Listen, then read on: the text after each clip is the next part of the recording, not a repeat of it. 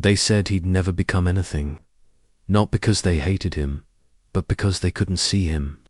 Because when you're quiet, when you're broken, when you're unsure of your own worth, people don't look close enough.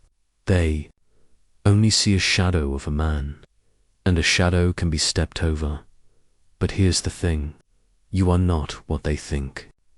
You are what you choose. And there comes a moment after you've been overlooked, underestimated, and used, when your chest fills with a different kind of breath, the kind that comes right before a man reclaims his soul, not loudly, not publicly, but in silence. Alone, no music plays when you finally say, enough. There's no applause when you stare into the mirror and whisper, this is not who I am anymore. But that's where your real story begins. He was the kind of man who gave more than he got. The kind of man who thought that if he just kept being good, kept loving hard, kept sacrificing, someone would finally see his worth. But all he got in return was silence, delayed texts, one-sided friendships, disrespect behind smiles, and it tore him down, piece by piece, until one night, he sat in his room, no lights on, no sounds, just that brutal question echoing in his skull, why am I never enough? He thought he was losing his mind, but he wasn't. He was losing his illusions, losing the version of himself that others created. And for the first time, he realized he could choose, not his past, not what they did to him, but what comes next. And in that moment, everything changed. Because when a man decides to choose who he becomes, nothing, and I mean nothing, can stop him. He started small, not with loud goals, not with promises, but with a decision to show up, to rebuild, to stop explaining himself, to stop chasing people, to stop waiting for someone to tell him, you matter. Because now he knew. He mattered the moment he decided to. Every day he woke up and didn't ask, what do they think of me? He asked, what do I think of myself? And that question changed everything. He started making his bed, going to the gym even when he didn't want to, reading, writing, thinking, choosing silence over noise, choosing truth over comfort. And slowly, the old version of him, the overthinker, the people pleaser, the man who waited, he died. He buried him quietly. No one knew, but he knew. Because now, his eyes looked different in the mirror. There was fire behind them, not rage, but clarity. He finally understood. He wasn't made to be a pawn.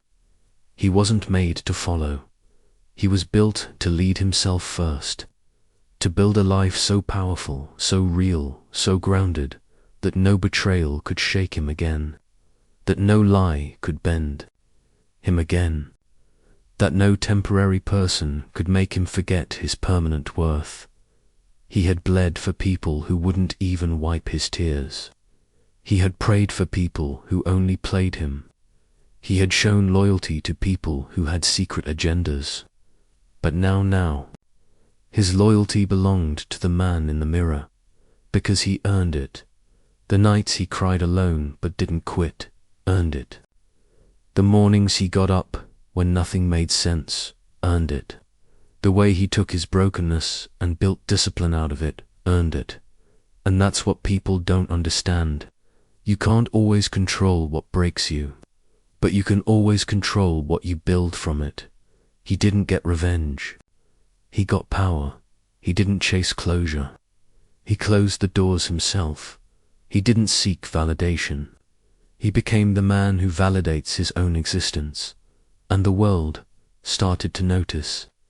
But it was too late. Because by the time they saw his glow, he no longer needed their light. That's what happens when you choose who you become. You stop waiting. You stop begging. You stop proving. You stop being used as a stepping stone in someone else's life. Because now you're building mountains. He wasn't perfect. He still had scars.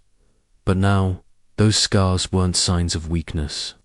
They were proof of survival, proof of strength, proof that he'd been to hell and built a house there and left it. By choice, people ask, "How did you become like this?" And he smiles, not because it was easy, but because he remembers. He remembers the sleepless nights, the panic attacks, the days he couldn't eat, the voice in his head that told him, "You're nothing," and how he fought it, alone, without applause, without recognition, because the most powerful transformation happens in the dark. And when he emerged, he didn't need to announce it. The silence said enough, because the man who chooses who he becomes doesn't shout. He moves differently. He walks with purpose. He speaks with precision, and his energy is felt before he even enters the room. Now, people who once overlooked him, study him. People who once used him, can't reach him.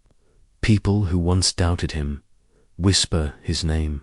But he's not looking back, because he's no longer driven by approval.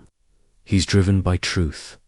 And the truth is this: you are not your past, you are not your mistakes. You are not who they said you were. You are what you choose to become. So choose wisely. Choose strength over sympathy. Choose purpose over popularity. Choose silence over fake love. Choose discipline over distraction.